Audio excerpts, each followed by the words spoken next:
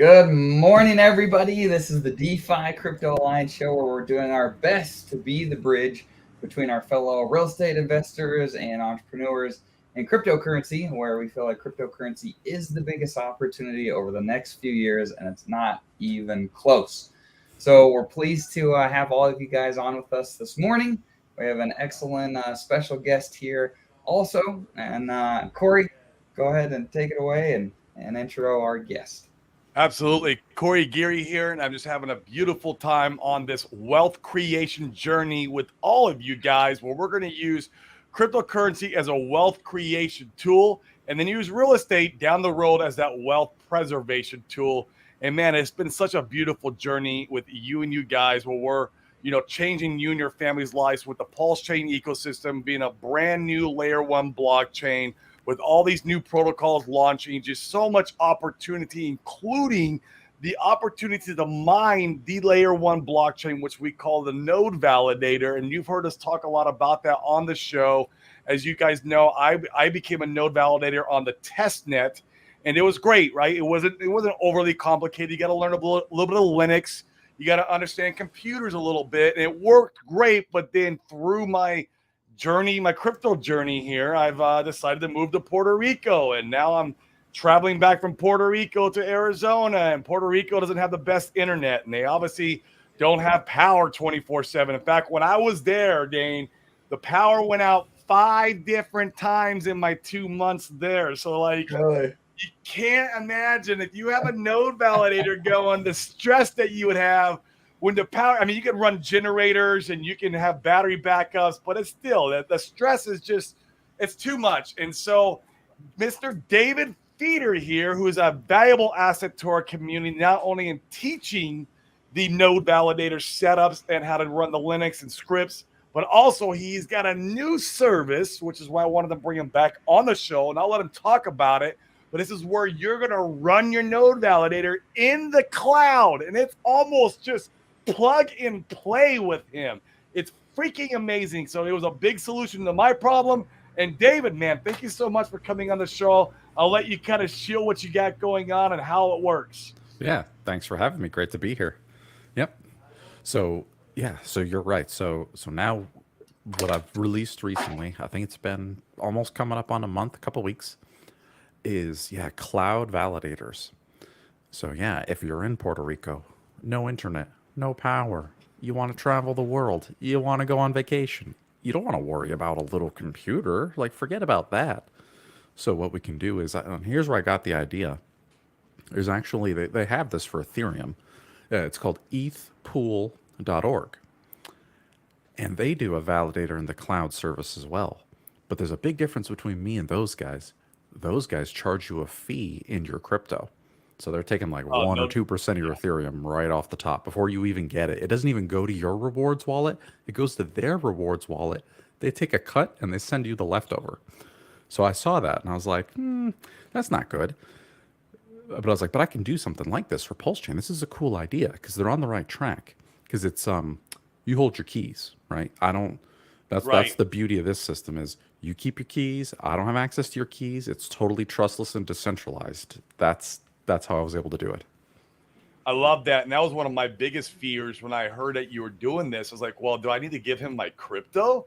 Like, I don't want to give him all this pulse. And they're like, I mean, I trust you and all, but like, you just, that's why cryptocurrency was invented, to get rid of that whole having to trust somebody. We want to have trustless, whatever we're doing in the ecosystem, man. And it's made it so incredibly easy. I remember when I got on with you to do it, like literally we went through like a few steps and then I just had to like authorize the transactions from my wallet where I held the keys from.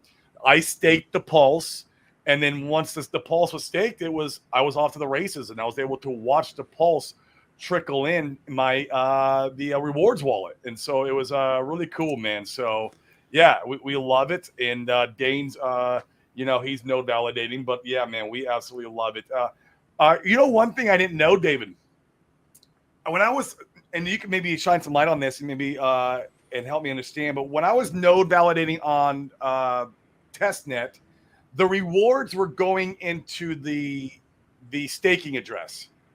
where I'm node validating on Pulsechain, and the rewards are coming to my wallet, but they're liquid. Is that because of the Shanghai fork? That is exactly because of Shanghai Fork. Your Shanghai Fork gave us the ability to withdraw the rewards. Withdraw the rewards and have the that's great, because I remember on the test net, I saw my rewards inside the actual staking contract. Yes, So that was man, before Shanghai. So all that pulse was stuck in the validator. You didn't actually get your rewards. It was trapped inside. oh wow, that's amazing, man. And so, wow, so cool.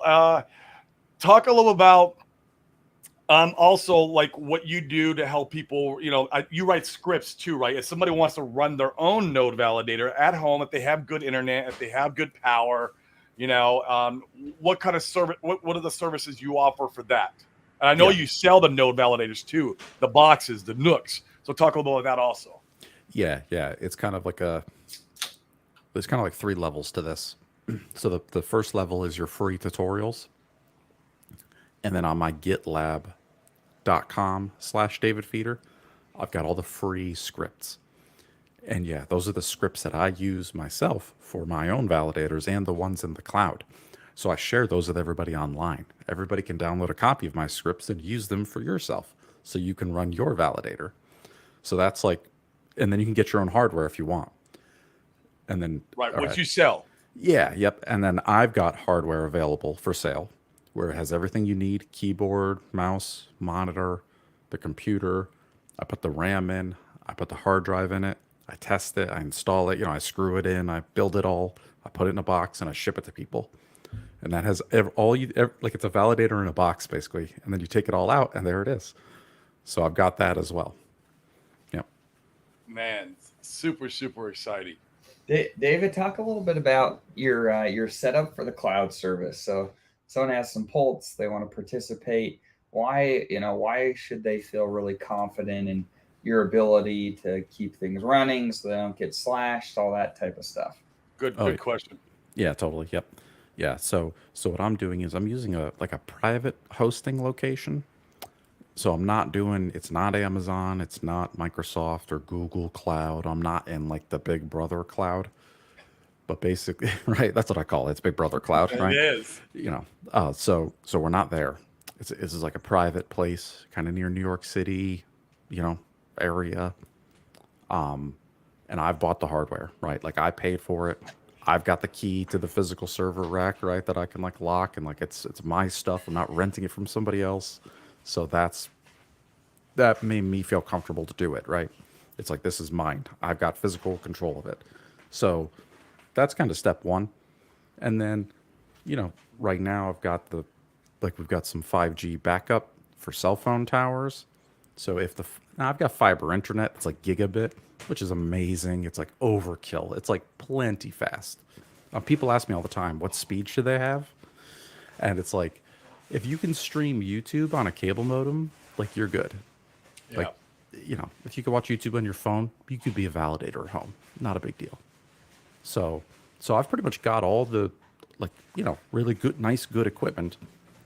I could offer it for, I think Amazon's like $1,000 a month. I'm doing 300 a month. So you're saving 66%, 70% versus Big Brother. So it's not bad. So I could do it for cheaper. That's the big thing. And I love it that it's in fiat value, which gains no appreciation, instead of the Ethereum way where it's in crypto. Obviously, you're giving away. You could be giving away multiple tens or hundreds of X's if you're paying in crypto. So 100%. Part of me thought about doing that too.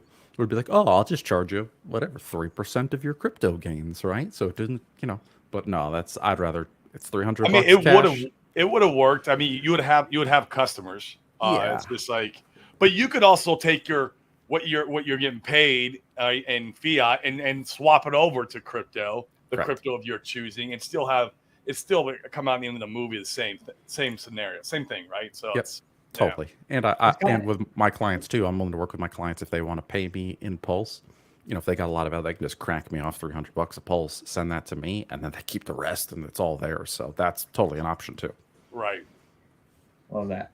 So, David, we've talked a little bit on this show, and certainly a lot privately about when it makes sense to be a validator, because it's certainly not for everybody.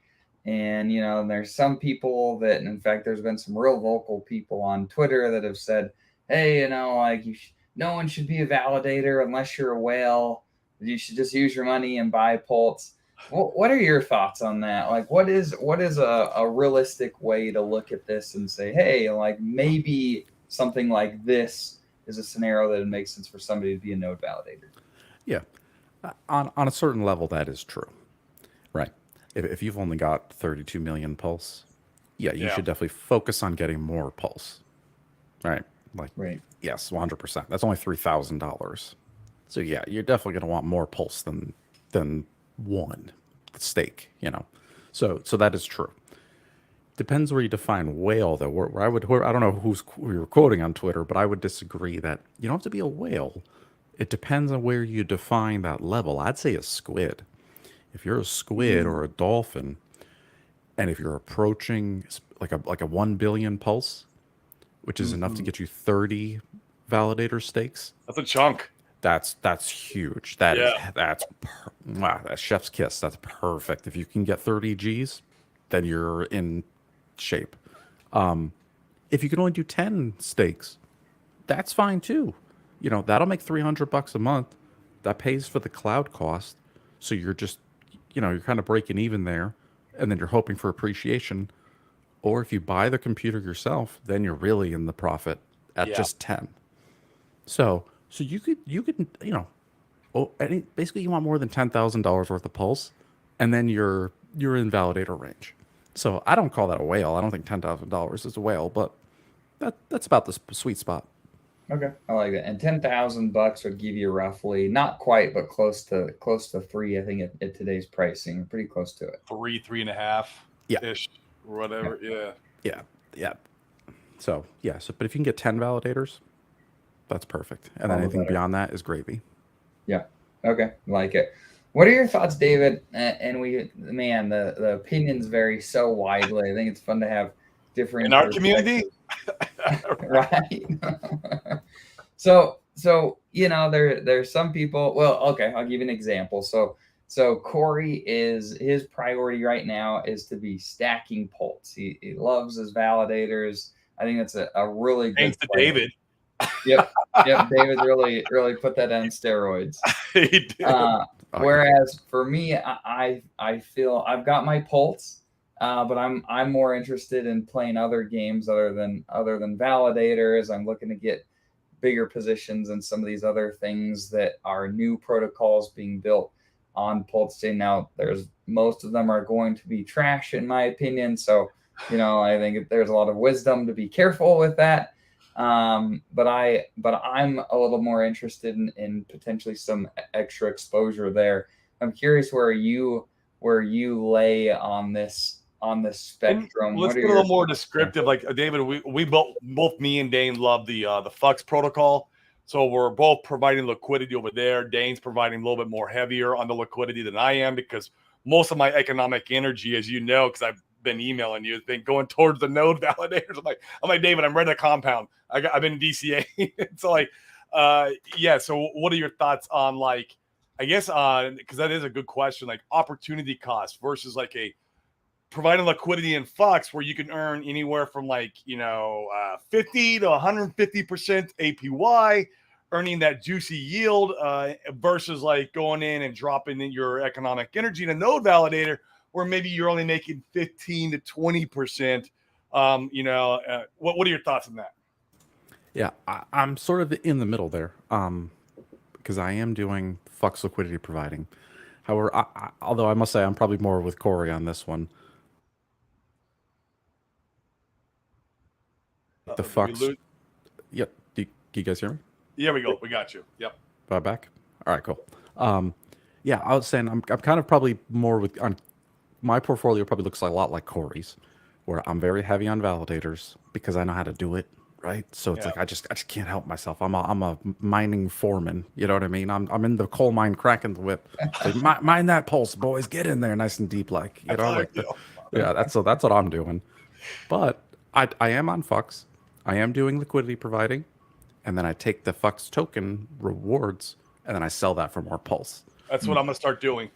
Yeah, and I Very take that pulse and slowly. I put in validators. Right So, now, I'm yeah, compounding and playing the game a little bit, and I'm gonna play it a little bit more. But there's gonna be a point in time, and it's gonna be very shortly where I'm gonna be doing that. All my flux is gonna go into pulse, and pulse is gonna go into. Because I mean, I could probably make about a node validator a month out of the cycle. yeah, yeah. Everything I think of on the ecosystem now, I'm like, how many node validators can I get? Like, I think like that too. Yes, it's like, well, that's $3,000. I don't know. That's a validator. That's a I don't know validator. about- Like, yeah, wait a minute, we're hold not on. buying this. Yeah, it's like I don't know about this. This is a validator right here. Yeah, dude. Oh, that's funny. I like it. That's life right there. Oh yeah. Okay, cool. We've seen some pretty explosive growth. You and I were talking in the green room beforehand. I think we're up to about 30,000 total validators, and that's even after Richard and his team taking all theirs offline.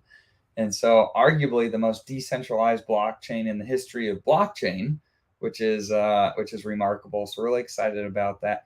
Talk about where you kind of think what validator growth might look like over the next, I don't know, call it a year or 2 years, and how that'll affect the APR for being a node validator. Yeah, it's definitely going to go up. Number of validators is going to go up. APR is going to go down. So we're going to make less and less as time goes on. And the longer the prices stay low like this, the more and more validators they're going to make quicker. So it's going to ramp up. So hopefully Pulse doesn't stay cheap for too long. Otherwise, we're going to have a lot of validators real fast. Because once... Oh, sorry, Corey, can't hear you there. Can you hear me now? Yeah, Yep, there you go. gotcha. Yep. I was just saying, even a 10x is a significant difference, because then you're like, it's 30 grand to get into a validator. Now it's more like Ethereum. Bingo. Yeah, what's Ethereum? 60 grand today for one 60 validator? racks, roughly. Yeah. Yeah, so that's 20 times more expensive than a Pulsechain validator. And then they're making 4%, whereas we're doing, let's call it 15. So ours are 20 times cheaper, and we get 3 times more returns.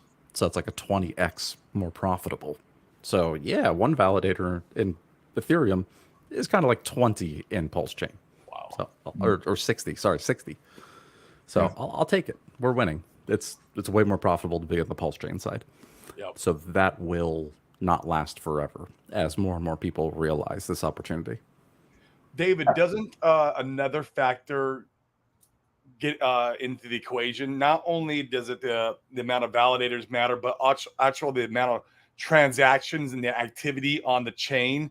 So like you could assume that as validators are going up and Pulse is getting more and more used, also the transactions, the APY would kind of keep up maybe a little bit because of the activity, or does that not matter? Because when blocks are mined, there's a tip inside every block, and that goes to the validator that found the block.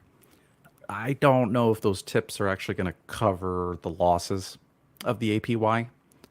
You know what I mean? Like it'll help a little, but those are random, and you can't really count on the tips. You know. Okay, but the blocks aren't full, right? Like, I mean, couldn't you argue that as the Depends on the gas price. Like the rewards, even on full blocks, like they're not that good. It's like, yeah, you may find a block with 1,000 pulse in it, but like you might only get a block once every 2 or 3 days. That's true. So I'd say the future, that'll be less and less profitable as far as like the rewards on the blocks. You can't really count on it. So for me, that just tells me I need to get as many in now as possible. And then I can, if I want to start taking some off the table in a year when we start seeing that might be the time. So yeah, very interesting. Yeah, validating is very much a it's kind of like liquidity providing. It's very much a gold rush. The beginning is the best. Like the best time to be a validator was last month. What's the second best time to be a Pulsechain validator? Right now, today. Like right now. It's just like making a hex stake. It's like, when's the best time to make a hex stake? Same. Yeah, it's like right now. It was yesterday, but it's right now. Right. So same thing here. Yeah, you want to get in as quick as possible. How did the and this is in the same genre, but not necessarily node. Well, yeah. So with node validating, when I go in and let's say for instance the Fux airdrops. There's been a few now at this point. People are becoming aware, and the way that works is it ratchets your amount that you get down. So everybody that claims in front of you, it's ratcheting the amount that you get down. In fact, I lost at the time of the claim $1,000 worth because I like the darn thing wouldn't go through, and I'm like, freaking go through. Oh yeah. And so I had aggressive gas, which was good, but I didn't tip any of the validators. What does I mean, you can go through and specifically, and we're exposing my lack of. We got Max here. Max is sick today. Waved everybody. There you go. Hey, Dad. Here, one second. The guy to fix our basement is here. Okay, I'll come talk to him in a second. Thanks, man. And our freaking basement flooded last week. It was like a swimming pool down here, so we got lots of things going on today. Oh dang. Yeah.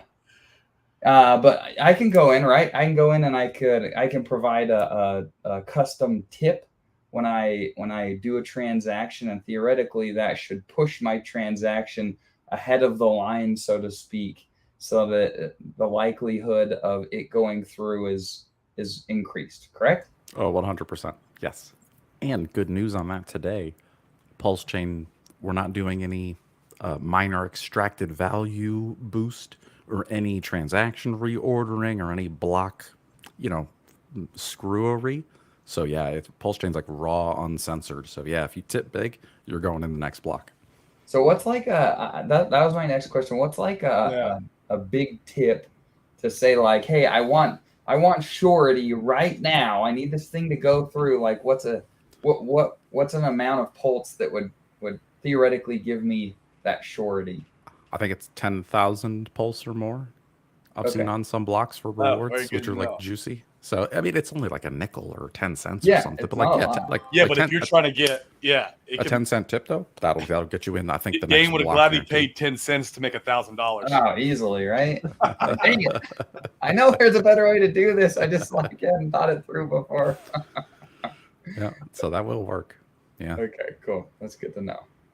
Yeah, and awesome. So far the best I've ever seen. Sometimes you go to your rewards wallet and you look and you're like, whoa, it's like, man, I made a lot of pulse today. And then you look at your block rewards. The highest I ever got was 250,000 pulse in one shot. It was $25. Boom, one block instantly. Wow. Really? The best I ever saw was one of my other cloud clients. He got 1.3 million pulse in a block. I think somebody in their MetaMask had a typo and they did the manual gas advanced mode, and I think they had too many zeros because they sent the guy 1.3 million pulse as a tip. I've seen it. Yep, true story. Thank you for your service. Yeah. Like, oh man, yeah. It's like you're busting the table and they leave $130 on it for you. Whoa, that's some good service. Service. All right, let me. I know there's people that are watching that have the same question as me. Let me go ahead and share my screen, and you guys can help me with this. And while you're doing that, David, everybody in the community that seems like it's like crazy smart has a wizard beard. Is that like a requirement to be like a Pulsechain genius? Like, I don't know, you, Alex, like. Hey, and really quick, I'll be right back. Contractor for my basements here. So Go do it. So is that like a requirement? Tin Top said you might need some wizard oil beard. Here we go. At now you get free beard oil for the first 555 customers. Then your beard will look as fly as David. I appreciate that. Yes. Yeah. Yeah. There's some tinfoil hat stuff with having long hair. We won't have to get into it, but I have heard some tinfoil conspiracies that, having long hair is good for you. That's good for you. Okay, it's good for the growth of the brain. I maybe I should grow a beard out. Yeah. I've heard weird stuff like that. But no, I should have stopped shaving. No Shave November 2019. No Shave November 2019. Yeah, yep. Oh, And then okay. and then the big C happened, and then I was like, you know what? I'm just done shaving. We're good. I never went back to an office ever again, and now I'm retired, so it's like I'm just never going to shave again. Right. Well, retired is stuff, but you're doing the stuff that you love, which is awesome. Which is this type of service for the community, man, and it is a service. I tell you that it's beautiful. While we're waiting for Dane to come back, I want you to just give a brief history on how you kind of got into this. Like, were you before? I know we talked about probably on the show before when you were on, but like, were you into this kind of business before? Like, were you running servers for another like a company, or like, how did you gain this knowledge of being a computer geek? I guess. Yeah. So, yeah, I mean, like I started just as a kid playing video games. Right. I remember when AOL came out, got dial-up internet. I was playing like, just games. I broke my own computer as a kid one time. And then that stuck with me. I was like crying and I was like, man. And then my dad's like, you got to figure it out, dude. Like I bought you $1,000 computer. You better fix it. And I did. And like I worked on it and that like stuck with me. Oh, wow. Yeah. And then I went to college and I got a degree in computer networks and then business management information systems as my minor. And then I got a job at a computer place fixing computers for small to medium businesses. And then, and then I went to a larger company that did that, and then a larger company that did that. And that, 2 years ago now, I work for myself now. Now I've retired from working for other people, I guess I should say. So, but yeah, I learned doing computers for other businesses. Wow. Okay, that's great, man. And also, while we're waiting for Dane, I have one question on my top of my head: is will you be? So right now we have the service with you for running a Pulsechain Node Validator. What about the Fetch Oracle Validator service? Do we know anything about that? I know it's coming soon.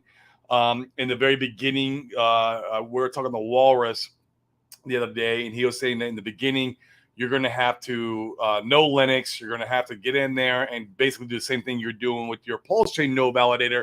And down the road, we'll have a very nice, clean front end for you, so you won't have to do that. All the Linux and building part, but are you going to be offering any kind of services for that? Or are you going to we going to be able to maybe host that in your server? What do you, have you given any thought to that yet? Yeah, I would love to do it. Yeah, I think the Fetch Oracle service will be great. Yep. Okay. Yeah, right now they're on the Pulsechain testnet. They're doing their test this. You can get testnet Fetch coins right now. And you can talk to Gamma, and they have their own Telegram channel. Yeah, I know he's been spearheading that whole. Yeah, he's the I don't know what to call it, like official documentation person. Yeah, the ambassador of Fetch or whatever. Yeah. So Gamma, he'll teach us all the commands, and especially like me, right? I need to watch Gamma's videos, so that needs to happen, right? Testnet needs to kind of get finished. They need to finish the product, make sure it's real, and then. Gamma does his videos and how to set it up. I'll learn from Gamma. And then, I would love to host those in the data center as well. I'd love to. Yeah, that'd be great. Yeah. We would just need our own Fetch tokens, right, to go in there. Is it similar like being a node validator where we stake the tokens, put them up, so that way we're showing good on our end. And that way we don't, we're not a bad actor and reporting, wrong price feeds or wrong information. Like I've heard PulsePot's going to have like sport betting, and they've been waiting for the Oracle so that way they can get a live or a real life price feed of the sports teams winning, and that way people can come in and place bets on the blockchain. This is it blows my brain, the stuff that they're coming up with. Real life in crypto is coming more and more together every single day, and I love it. So, okay, cool. That's great. That's great to know. Yeah, the only thing we don't know is can we do a Fetch and a Pulsechain on the same computer at the same time? So that way we don't have to run two, right? Maybe we could save a little money, just have one computer do both at the same time? I don't know yet. We'll see if that's possible. And if not, maybe you add it on as like an add-on service, and then you can, if you need to charge a little bit for it, it would just be an add-on to, to make it worth your time of running a second or building out a second computer and running that server versus running on the Pulsechain Node Validator. I wouldn't see why you wouldn't be able to if your computer's beefy enough, right? It should be fine. I think we can do it. I'm hopeful. Yeah. The only thing I don't know about is actually the hard drive space that it requires. If it takes up too much hard drive, then maybe the Pulsechain and the fetch won't fit because it's too big. But I don't know. Oh, so maybe it's just a matter of upgrading the hard drive Potentially on the server. Yeah, I have a feeling, my gut tells me we'll be able to get away with it, where we can do Pulsechain and fetch on one computer at the same time. I think we can do it. Okay. That'll be sweet. And then there'll be no additional charge. Then it's just you can be a Pulsechain Oracle or a fetch Oracle or both, same $300 fee a month. And then you just gotta have the fetch tokens. Correct. And then we're gonna stake it into the contract just like Pulsechain. That would be amazing. Yeah, and the fetch token's a little different. They're like, I think you have to have $2,000 worth minimum, or like some arbitrary number of tokens, like 500. But it's whichever's worth like the least. It's got to be like 500 tokens, or it's got to be $2,000. But like that's okay. I didn't know that. Yeah, they're gonna set that manually. So if the tokens are real cheap, let's say fetch is it's like a 10 for a penny, you'll have to buy $2,000 worth before you can become a fetch validator. It's like required. Okay. Are they gonna do maybe you know more about this than I do? Are they gonna do like a sacrifice, or are they just gonna do like a launch? Yeah, they said they're not doing a sacrifice. They said they're gonna. I think they're doing a launch, and I think they're doing at the beginning. I think it's like a fixed price, where it's like you can just buy a fetch token for like a penny, and it's like there's so many days. Like it's like maybe it's like a week, and it's like you can just buy a fetch at a penny each. Everybody, here you go. It's like an opening sale. You know what I mean? Oh, okay. And then we just buy a bunch of fetch, you put it in your computer, and then kind of like a sacrifice, because you're getting a set rate for what your sacrifices work a little bit different. But yeah, and that's speculation. I'm making this up. I don't think none of this is set in stone from them. Yeah, they haven't said anything. I'm just guessing what they'll probably do. I've also heard that there might be. They might reward an airdrop to people who they favor, which this is being forked by the Liquid Loans team. Liquid and all Loans that. Airdrop, guys. There could be, and it's not guaranteed that that's going to happen. I just heard it, as a rumor in back rooms that could be something that may or may not happen. So that would be really cool because that's really cool. Yeah, for me, I locked my Liquid Loans tokens for 2 years. I kind of regret doing that now. Looking back, I wish I would have kind of laddered it out. But that would be nice because then it would be something, that we'd get now that we could utilize. And so don't know if that's for sure yet. Don't quote me on it, but we could maybe see something like that. Do we have a time frame of when they're thinking they might have this out or operational yet? I think they're hoping that the testnet's done in 30 days, and hopefully it's out in 60. But that's a guess too. Software's hard, so if they hit a bug, then it could be longer. But hopefully 60 days would be perfect. Yeah, that'd be great. That would. I know a lot of our protocols in Pulsechain is waiting on that Oracle service to launch. Like they can't do anything until that comes out, and then like literally there's a narrative going around. I think it could be pretty true, is that we're going to have our own little mini DeFi summer in Pulsechain, because once that Oracle service is out, then you're going to have all these, protocols going online and turning on, and then they're able to basically do what Ethereum does. I mean, it's going to be amazing. So I'm super, super stoked for that. And it would line up, in my opinion, the timing, the 2 months, 30 days to 60 days. That's, we're getting towards the end of the year. We're getting towards that where maybe the momentum in the whole crypto space could start shifting a little bit.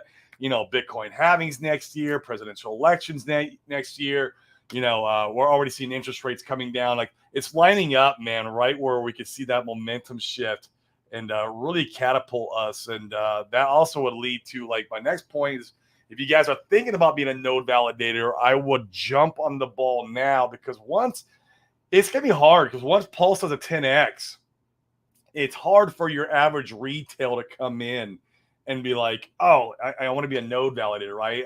Unless you got some pretty deep pockets, people on Ethereum. I mean, it's like obviously the guys. Yeah. One of my friends, he's an Ethereum whale. He got on Ethereum on day one, and so for him, he's got multiple Ethereum node validators.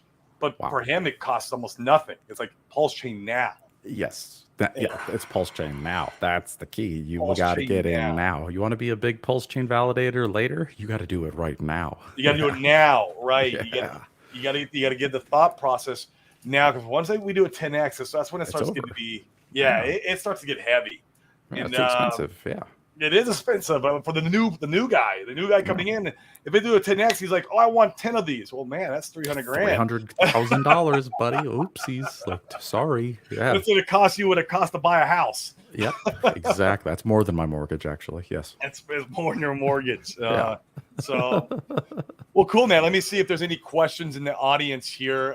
We love going to the audience to see if there's anybody who has any questions for you while we're waiting for Dane. Let me see here. Paul says, good morning, Corey, Dane, and fam. Remember, with every passing bull cycle, we get more people like Pinky Doll into crypto. Gang. I'm not sure what Pinky Doll is. Do you know, David? I think that's like my friend Sami kind of term. Oh, yeah. A sugar frosted donut. Yeah. What are your thoughts? I would love to know, because, there's the narrative of, Bitcoin only going to 80K. Sami saying, Pulsex doing anywhere from basically a 10 to 30x. Pulsechain, doing between the 30 to 100x. If Bitcoin were to scam us out, do you think we could see one of a cycle where it does that, where we kind of like it only hits 80K and then it kind of fakes us out? Oh yeah. And Oh, it's designed to fake us out. Oh yeah. There's a quote from a movie that I can't quote it here, but yeah, the market is designed to F us all. That's what the market does. I guarantee you that it loves to do stuff like that. That's the purpose. Yes. It loves to do stuff like that. That's true. Yep, people love the front run. Oh yeah. You think it's going to 100? Oh no, it's going to short out right before 100. We're going to get you so close, just so you'll hold, you won't sell, and then it goes down, and that's how they get you. Oh yeah, every single time. And I feel like we're going to see a lot of that in our ecosystem too, because people are hoping for 1000x. They're hoping. You see it all over. Yeah, you can look at Pulsex. Even we're down 66% on the valuation right off the rip. Now, I sort of suspected that it would be lower than Pulsechain, and people were going to swap their Pulsex for Pulsechain. Right. So yeah, I'm not surprised at all to see this kind of action. So yeah, this stuff happens all the time. It's just the way of the markets. Interesting. One strategy I'm doing, I think Richard is going to launch single-sided staking. He had made a post not too long ago. Like he's been kind of flip-flopping back and forth on the idea, but I think he's going to end up launching it. And I'll tell you what, man, if he does, and we see the gap closing on Pulsex to Pulse ratio a little bit, you know what's going to be going through my mind? I'm going to be right there with you, buddy. I'm going to be right there with you. How many node validators can I get? All of them, bro. Yep. If we could pull up the Pulsex, the Pulsechain chart, I'd love to look at that ratio real quick, actually, because I look at that same thing. If it goes back to 2 to 1, if I can sell my Pulsex 2 to 1, and I can get 1 Pulsechain for every 2 Pulsex, I'll probably sell all the Pulsex. Yeah. Yep, that's about where I'm at, and now everyone in the audience is going to front run us. Yeah, pretty much. So now we'll do 4.9, right? We just lower our mark just a little. Yep. Just a little. I always front run what I say on YouTube, just a little. So it's just this battle, right? You just got to front run each other's numbers, just a little. Right. And I feel like it could happen, man. I feel like we're going to see a Pulse that's kind of rip up into Pulse when Richard Hart finally launches it. And actually, it's funny. I took notice, David, that when the XRP news came out, we saw the whole ecosystem pump, like everything pumped. Yeah. But I don't know if you noticed, PulseX was the one that pumped the hardest against everything. And I don't know if that's because we're at such a deep discount in PulseX, and maybe people feel like that's where they're getting the most value when they're buying into the ecosystem again. But it was very interesting to see that happen. So I feel like we could see a closing of the ratio some in the future, whether it's Richard Hart with a single-sided staking narrative or it's just the crypto cycles kind of coming back to life again. I don't know. Because that was very interesting to see. And I think you hit the nail on the head. I think because Pulse X is so oversold, that's where you're gonna get the rips back up higher. So if you are like a short-term swing trader or a trader who's looking to make money, Pulse X, in my opinion, is the undervalued underdog that's gonna rip higher. If you're looking for just gains, Pulse X is your gains. Right. Yeah. Yeah. Now guys like me and you, we're obsessed with Pulsechain because we know we can just take those coins and we can just get 15% every day. Like I could just put them to work in the mine, you know what I mean? And they just go to work for me. So that's why I like Pulsechain. But you know, you can't really go wrong either way. You can't, but I'd rather play the node validator game than the single-sided staking pancake swap, first in, first out pool game, because that's exactly what it's going to be. Unless there's some incentive token to it. I'm not sure how he's going to do it, but it should be like the pancake swap type fork. So we'll see. It'll be very interesting. For me, though, I just rather put it to work in the mines and. Yeah, like Dane, thank you for pulling up this ratio here. See, it says one Pulsechain is 3.2 Pulse X. It keeps widening that gap, and the question is how closely, as we, in my opinion, I think that we continue to see this gap widen until you see single-sided staking. And the question is how far is that gap widened, and how close will it bring it if single-sided staking does release. I swapped just about all my Pulse X at a 1 to 2.6, 2.7. I wish it was 1 to 2. I didn't catch that ratio, but it keeps widening, and I wish I got your ratio. I'd settle for that today. I'd do that right now. If I could go back to your price you got, I'd do it right now. Right, sure. Right. So, and that's the game. Now it's like, I know if I might do it tonight, because as soon as I sell my Pulse X bag, that's the day Richard's going to release the single side staking. So maybe I'll just bring that on for you guys because he loves to do that to me. So, but that's what's going to happen. The day me and Corey sell is the day it comes out and it pumps 10x. So right. That's the problem, right? Yeah. So I'm too scared to sell it because I don't know when that day is going to be. So I don't know what to do either. I'm stuck. Sure. I'm scared to sell it because it'll rip as soon as I sell it. Yep, that's the thing. But I mean, but if the longer we hold it, it's just going to keep bleeding out. I don't want to sell it at a 1 to 4 because that's where we're going right now. We're at 1 to 3. I'd rather have that. So I don't know, man. These are the hard choices in crypto where you got to ask yourself, like, and then you can't hate yourself later if you made the wrong move and you look back a year later. At the time, right now, you didn't know the future. Don't be hard on yourself. This stuff happens every day. You made the best decision you could have made with the information given to you at that time. It's tough. It is tough. It is tough. Yeah. Because sometimes doing nothing is the best. And then you look back and you're like, boy, am I glad I didn't touch that. And I forgot about it. So you just never know what's going to happen. Yep. So Dane, what were you about to show us before you? Yeah, let me see. I'll let you get back to your thought process. Let me pull up the test net because I actually have some funds there. This is my test wallet. Okay, cool. So let me go ahead and share my screen again. Okay. So here I'm on the test net. I've got a little bit of test pulse. So if I want to come in here and say I want to do a swap that I am anxious to have get executed, I want to tip the validator. I come in here, press swap, confirm my swap, and then once MetaMask pops up, this is where I can go ahead and add the tip, correct? Yeah, I believe if you click on where it says market, and then we're going to go down to advanced. Yep. And then, that priority fee. That's the tip. That's the tip. And you're saying that something around 10,000 plus is probably the amount that will get you through. Theoretically, anything higher than anybody else, as long as you're the highest of anybody at that moment, then you win. Auction. Technically, it's an auction. Yeah. So, 10,000 might even be too high. Maybe 10, maybe 5, maybe 500. Depends on the gas prices. Right. But that's how you do it, though. That looks good. Cool. That's perfect. Okay. That's what I wanted to know. I appreciate that. Yep. And then that, like, it guarantees, yeah, if you're doing like swaps on PulseX or Fux, then yeah, you can do that and you're in the next block. Like your transaction is confirmed. Cool. That's perfect. Yeah. It also helps with, I don't know how bad the sandwich attack robots are on Pulsechain yet. I'm not aware of any, but I'm sure there are dudes running And they're trading coming. bots. Yeah, yeah, and there's guys already doing it. I mean, I just don't know how bad it is, but if you go to it faster gas, sometimes you can beat those guys, and their robots don't have a chance to mess with your transactions. Hmm. So aggressive is good. I just set mine to aggressive, always for gas, just aggressive every time. Yeah. That pretty much gets you in.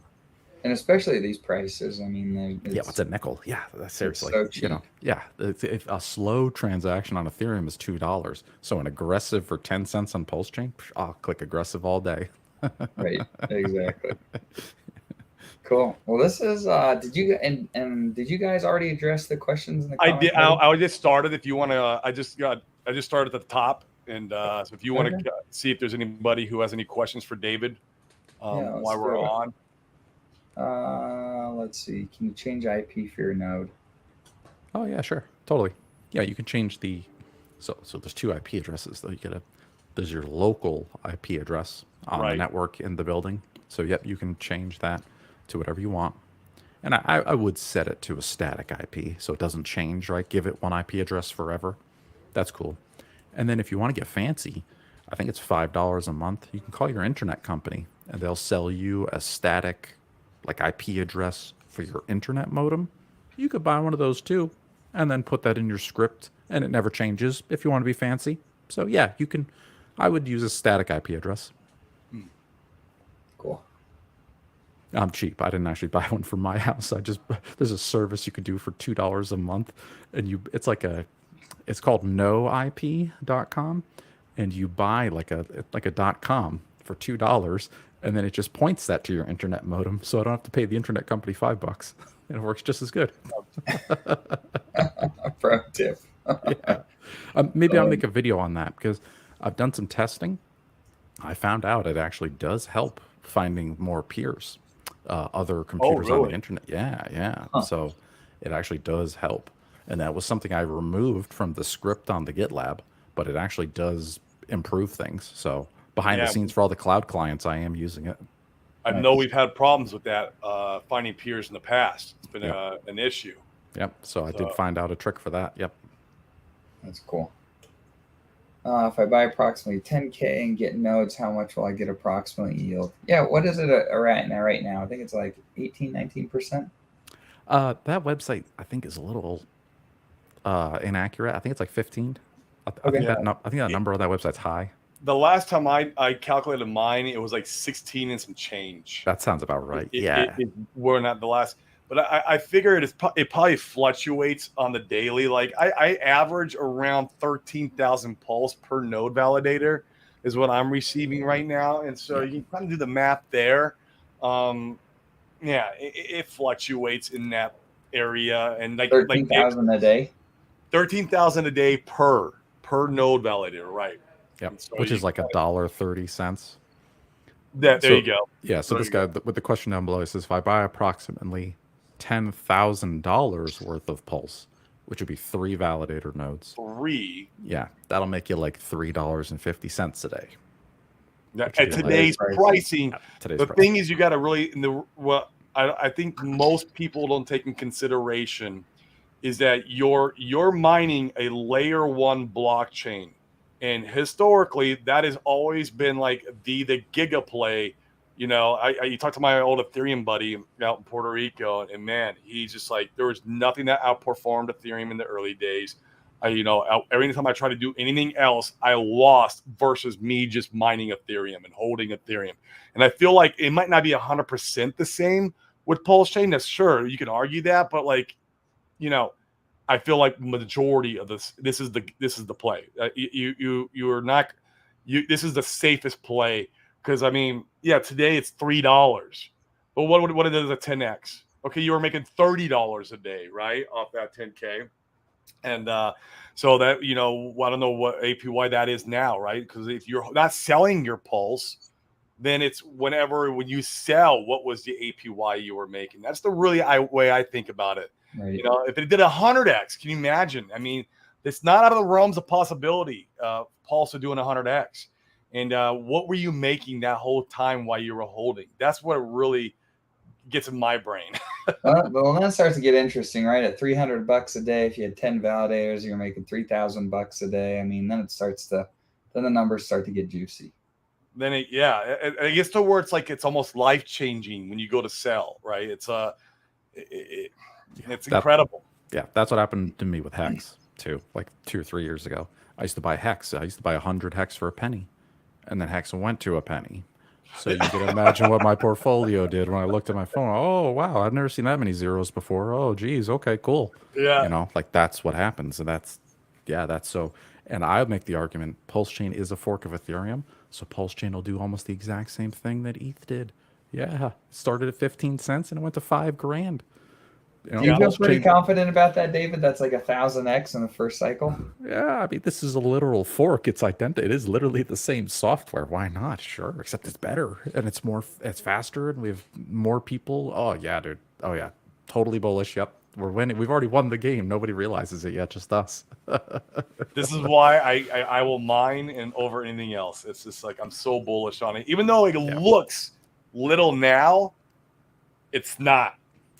Looks little now because you're in the, when you're digging in the coal mine, it looks little, but then when you zoom out later and you're like, whoa, look at that huge pit we dug, and you mined hundreds and hundreds of millions of pulse over a year, like it adds up, man. And then all that coal turns into diamonds. Bingo. Like a mountain of diamonds, man. Like a mountain. Yeah.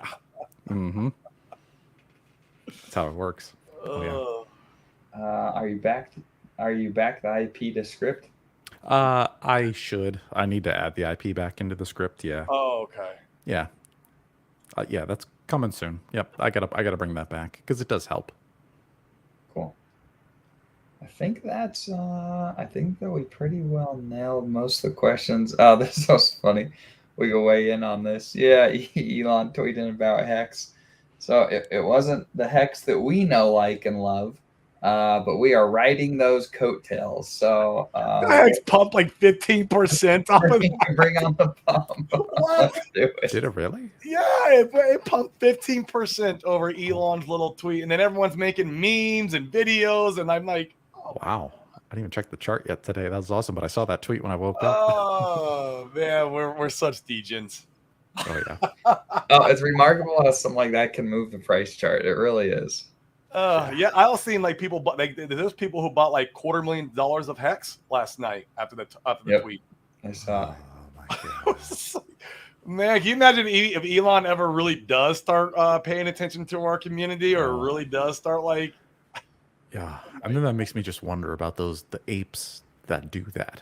Like Elon tweets something, and then you go and buy $250,000 of it later that day. Who does that? Like, what? That's real? Like, that's crazy. Yeah. That blows my mind that people would actually sit there and do that. That's insane. Like they believe it or something. I don't know. Like what? I don't know. Blows my mind, man. I every day I wake up and you just see something new that's just unbelievable. Yeah, only in crypto. I mean, what we really need is we need someone in the community to go and hack Elon's account for 24 hours and start putting out real Hex tweets. That's what we really need. Pump this thing. There's an easy 10x. Man, we probably do have dudes in the community who could too. I know. Speaking of hackers, I do have some sad news today that I saw on Twitter. The #1 world's greatest hacker passed away today, sadly. His name was Kevin Mitnick. Rest in peace. He was 59 years old. His wife was sadly pregnant with their baby on the way. He died of pancreatic cancer, but he was the #1 hacker in the world. And he ran away from the FBI for over 6 months in the 90s.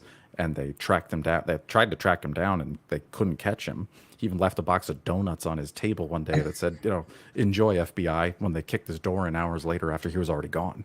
So, and then they caught him eventually. He went to federal prison for 5 years. They released him, and I watched him use the internet live on TV in 2001. And he really was like the greatest hacker of all time. He was like a legend. He was like one of my heroes. Did he end up being like an asset to the FBI after he got out, like working with them, helping them, catching other hackers. And that's exactly what they did. They gave what do they him a call job. that, white hat hacker or something like that? Or there's like there's a terminology. So I call it green hat. Green hat. Yeah. So there's black hats. There's black hats. Black hat hackers are your bad guys. They don't care. They want to destroy. They want to delete. They want your money. Or ransomware, or just delete. You know, because sometimes there's hacktivists, right? Like right? Like if I'm a vegan hacktivist, like maybe I'll go hack a meat plant and I'll just let all the cows out. I'll open all the gates for lulz, right? Like that's a black hat. Yeah. And then there's ransomware where I can crypto locker a company and be like, all right, Coca-Cola, I just crypto lockered all your servers. Give me 10 Bitcoin or you'll never get your data back. That's a black hat. But then there's white hats. Those are the good guys. They protect people. Or maybe they break in and they snoop around and then they call the person on the phone and be like, hey, NASA, I broke into your server. You should really fix that and patch your stuff. So those are white hats. But then you got green hats. And I'm a green hat too. The color's green. I'll do whatever you want as long as the color's green. I don't care what you want, what the job is. Like hack this guy, build me a validator, whatever. Cash is cash. I'll do whatever the job is. That's a green hat. David, I just gave you an easy 10x on Hex, so let us know when you hack Elon's account so we can front run the buying. If I had a wizard beard, I would also be a green hat. There you go. Oh yeah. Oh, that's funny. Well, cool. I think we've moved through all the questions. David, how can people find you if they want to take chill your stuff, man? Yeah. And I'm telling you guys, if you're thinking about being a node validator, seriously consider doing what David his service is offering, whether it's just you doing it yourself or that, man, you have made my life, I'm just telling you, this is testimonial, so incredibly easy with the cloud service of me being able to have my freedom and then still enjoy the luxury of being a node validator, man. So chill where everyone can find you, how to get your goodies and everything else. Yep. Yeah. And I appreciate your business and being my client. So thank you. It's absolutely my privilege and honor to take care of your computer and make sure it's running 24/7 because that's what I do. That's my specialty. That's what I wanted to do, man. It needs to make me money when I'm flying. It needs to make me money while I'm sleeping. It needs to make me money when I'm doing anything. When I'm talking to you online right now, as we're talking. It's so making me money. Yeah, they're like real money printers. They're real digital money printers. We're the Federal Reserve now. Oh, man. It's crazy, dude. Like, we've got them. Like, oh, this is so cool. So, yeah, everybody out there, validatorstore.com. If you want your own money printer, like for real, like a real cryptocurrency money printer, validatorstore.com. I'll be there. And it's in a layer 1 cryptocurrency, too. That's just a brand new layer 1. It's only been out for 2 months. Cryptocurrency that you can go in and my gosh, I'm so gonna go buy more Pulse today. Oh my god, it's fantastic. Oh yeah, I love it. That's great. Where can people find you on social media?